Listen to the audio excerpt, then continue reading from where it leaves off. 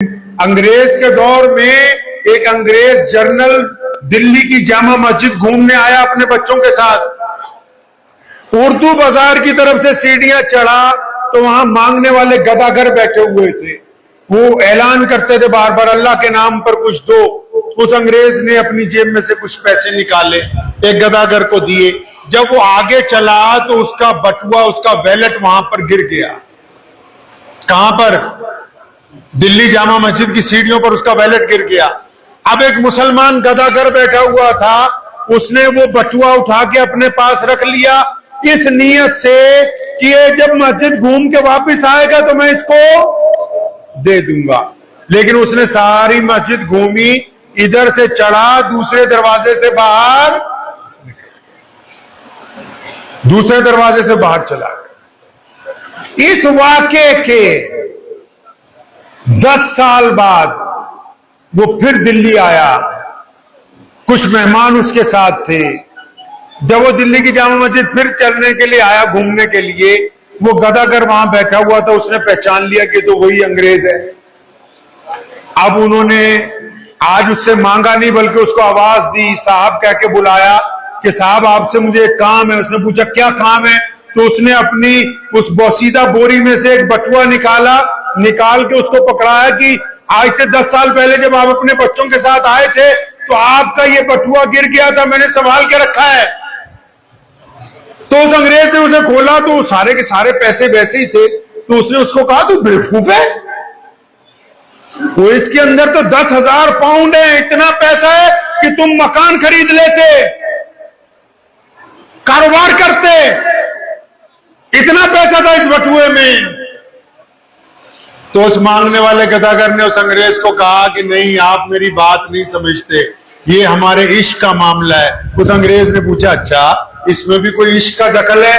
کہنے لگا ہاں یہ ہمارے عشق کا معاملہ ہے۔ کہنے لگا بھائی اس میں عشق کہاں سے آ گیا؟ کہنے لگا میاں تم حضرت عیسیٰ علیہ السلام کی امت میں سے ہو نا، میں محمد رسول اللہ کا غلام ہوں، تمہارا بٹوا گر گیا، میں نے اٹھا کے سنبھال لیا اس نیت سے جب کبھی تو آئے گا میں تجھے لوٹاؤں گا۔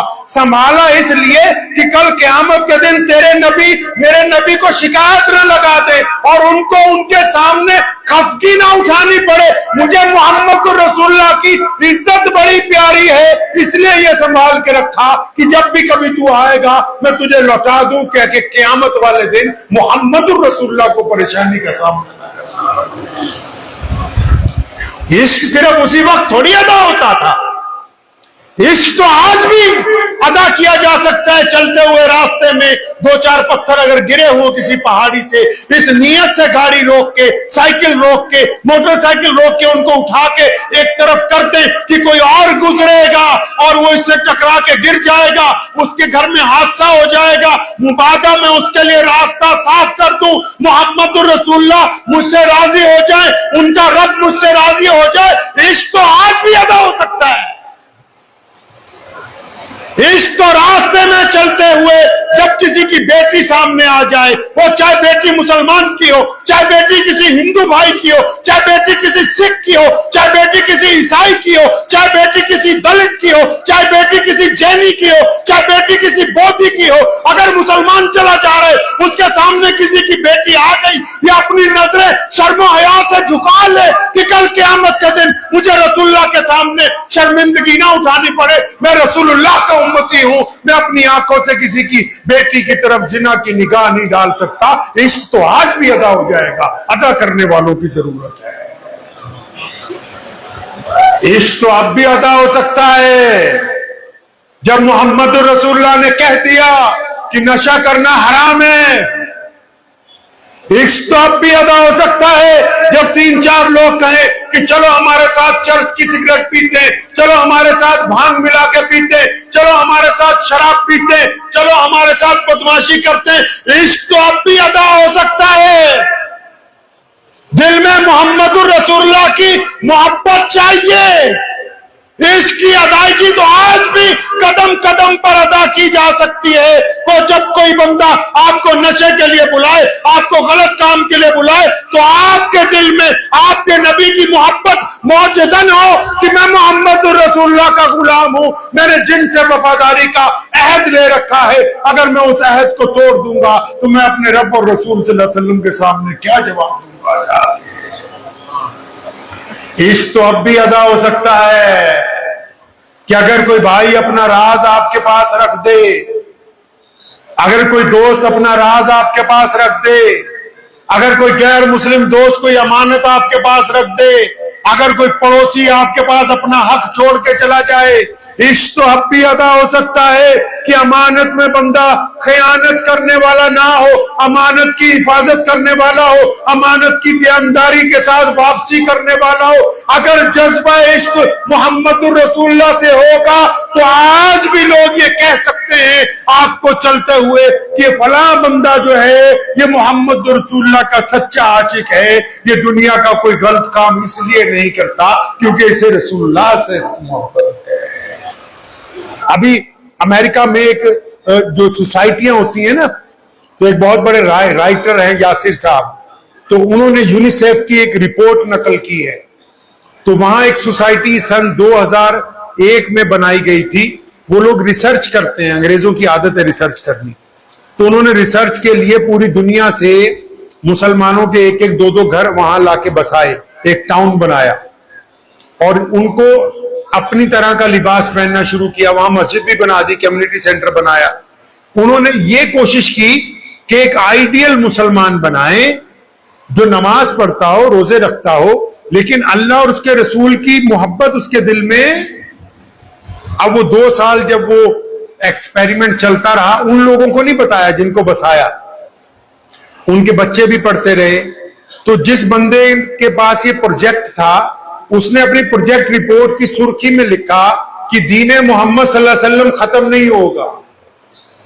اب جو دین کا پروجیکٹ مینیجر تھا اس پلان کا, اس نے اسے بلا کے پوچھا کیوں یہ تم نے ایسا کیوں لکھا, اتنا پیسہ ہم نے لگایا.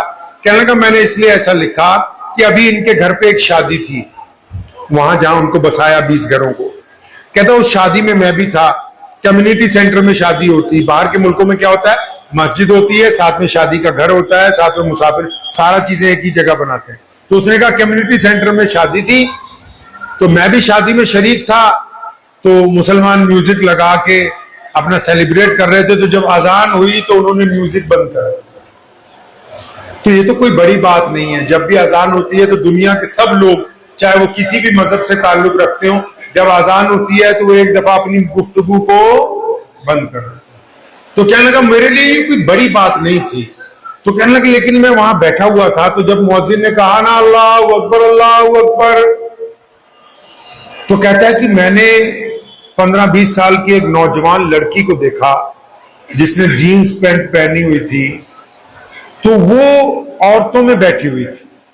تو کہتا ہے جب مؤذن نے کہا اللہ اکبر اللہ اکبر, تو وہ اپنی چیئر چھوڑ کے نا بڑی تیز تیز بھاگتی ہوئی ڈائننگ ہال کی طرف گئی. تو میرے لیے کہتا غیر متوقع چیز تھی کہ ایک لڑکی کو کیا ہوا, اچانک کیا بھوک لگ گئی, ڈائننگ ہال کی طرف بھاگ کے جا رہی. تو مؤذن نے کہا اللہ اکبر اللہ اکبر, تو اس بچی کی سپیڈ اور بڑھ گئی. تو یہ کہتا ہے کہ میں بھی اس کے پیچھے گیا, ابھی دیکھوں کیا بات ہوگی. تو کہنے لگا میں جب ڈائننگ ہال میں گیا تو وہاں دیکھا کہ وہ بیٹی ایک کونے پہ کھڑی ہے اور ایک کھانے کی پلیٹ اٹھا کے اس نے اپنے سر پہ ایسے الٹی کر کے رکھ کے ایسے پکڑا ہوا. تو کہتا مجھے بڑی حیرانی ہوئی کہ بہت پڑھی لکھی بچی ہے تو یہ کیا حرکت اس نے کی ہے. تو کہتا کیونکہ میں ریسرچ اسکالر ہوں, میں اس بیٹی کے پاس گیا تو میں نے اس سے پوچھا کہ بیٹا یہ کیا کیا آپ نے, یہ سر کے اوپر آپ نے پلیٹ اونڈی رکھی ہوئی ہے. تو کہنا ہے اس لڑکی نے جو جواب دیا, جو مسلمانوں کی انگریز بیٹی ہے, تو اس جواب کو سن کے مجھے لگتا ہے کہ محمد رسول اللہ صلی اللہ تعالی علیہ وسلم کی جو محبت ہے وہ کائنات میں کسی اور کی نہیں ہو سکتی. تو کہنے لگا میں نے اس بچی سے پوچھا کہ بیٹا یہ آپ نے پلیٹ سر پہ کیوں اونڈی رکھی. تو بیٹی کہنے لگی سر ایسا ہے کہ ہمارے گھر کی باقی عورتیں تو گھر سے دوپٹہ لے کے آئی تھی, لیکن جب مؤذن نے اذان دینی شروع کی نا تو میں تیزی سے بھاگی, मुझे समझ नहीं आया कि अपना सर क्यों ढांपूं। उसने कहा सर क्यों ढांपना चाहती थी? कहने लगी क्योंकि आजान में मोहम्मद रसूलुल्लाह का नाम आता है, आजान में मोहम्मद रसूलुल्लाह का नाम आता है ना। तो मेरे दिल में था कि आका का नाम आने से पहले अपना सर किसी चीज से ढांप लूं, तो जिनकी नस्लों में मोहम्मद रसूलुल्लाह का इश्क बाकी होगा, वफादारी बाकी होगी, वही दुनिया में कामयाब होंगे, आखिरत के अंदर भी कामयाब होंगे। मुझे उम्मीद है कि आपको ये वीडियो पसंद आई होगी। अगर पसंद आई हो तो ये आप अपने दोस्तों के साथ शेयर करें और इस चैनल को सब्सक्राइब जरूर करें।